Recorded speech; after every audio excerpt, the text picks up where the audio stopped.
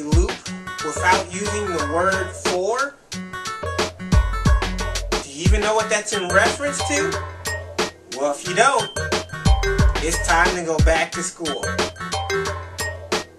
Now, today's lesson is on having some business. And if you think having people in your business is not a good idea, then you get an F.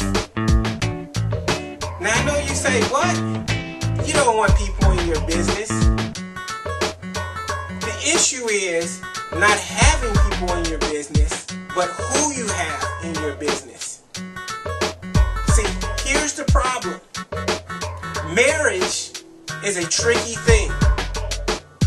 You need advice. Just like you need advice with buying a house. Just like you need advice with buying a car. Just like you need advice with fixing a car. You don't know everything. There are very few people who are experts on the subject of marriage and dating. And you need to get advice. You need to get help.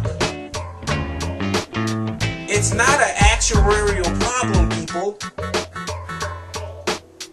You need to get help.